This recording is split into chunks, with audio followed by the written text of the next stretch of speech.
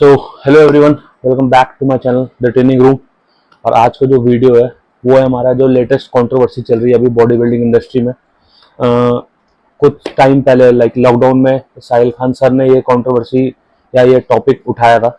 And आज दोबारा से तरुण गिल भाई जो अपने वो दोबारा से टॉपिक उठा रहे हैं। तो टॉपिक से देगा बट ये लोग आपको कुछ नहीं देने वाले। मेरी आपसे एक रिक्वेस्ट है, प्राइज मनी बढ़ा दो थोड़ी। 1 करोड़ रुपए या 2 करोड़ रुपए आप एथलीट को नहीं दे सकते यार। प्राइज मनी नहीं बढ़ा सकते या इनको कुछ इंटरव्यूज नहीं करा सकते, मीडिया पब्लिकेशन नहीं, मीडिया प्रमोशन नहीं करा सकते। बहुत से बॉडी बिल्डर जो इस फील्ड में है उनको पता होगा, नहीं पता तो मैं आपको बता देता हूँ कि तरुण गिल भाई का जो एक पॉइंट है कि बॉडी बिल्डिंग इंडस्ट्री या बहुत सारी जो फेडरेशन है वो जो है बॉडी बिल्डर्स को कुछ देती नहीं है एंड बदले में उनसे बहुत कुछ ले लेती है।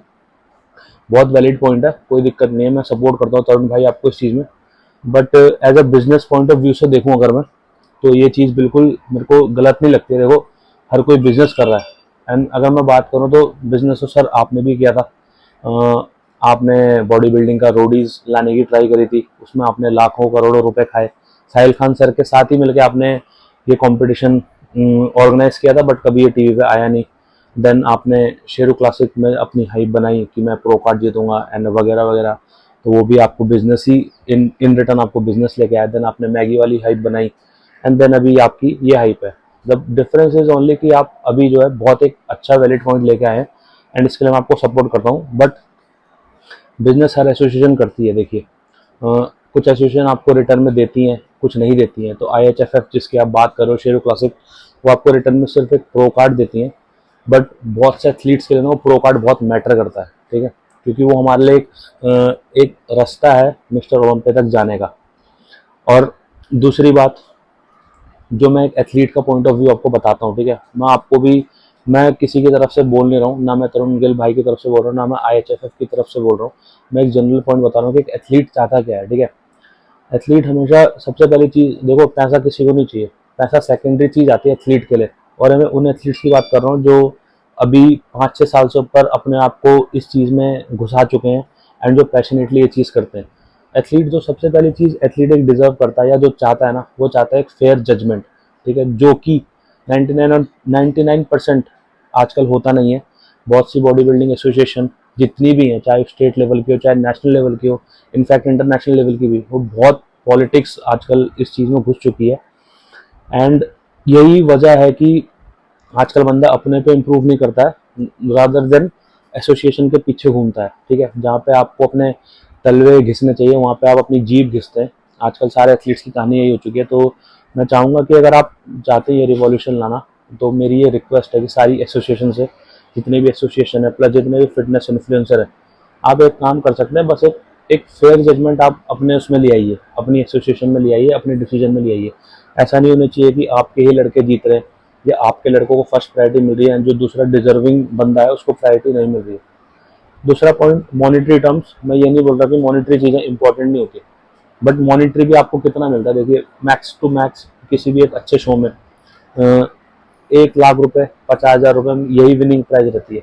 आपको क्या लगता है बॉडी बिल्डर का खर्चा कितना होता होगा?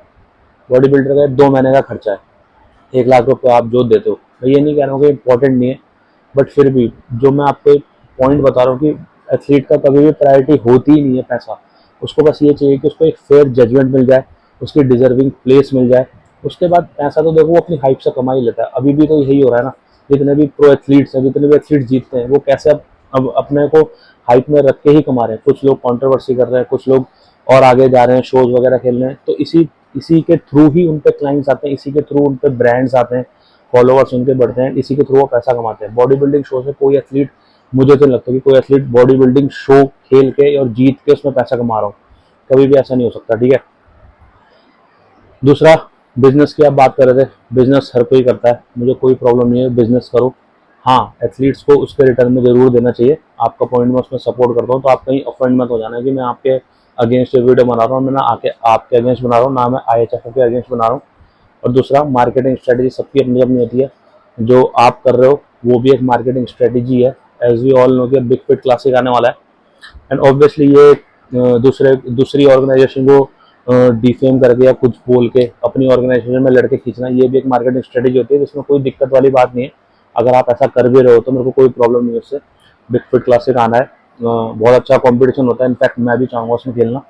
तो सारी चीज़ें जितनी भी है ना, जो भी अभी चल रही है बॉडी बिल्डिंग इंडस्ट्री में, लाइक आप बोल रहे हो कि एथलीट्स को कुछ नहीं देते, एक टाइम में आप भी इसी में शेयरों में प्रो कार्ड लेने के लिए बिल्कुल प्यासे थे, ठीक है।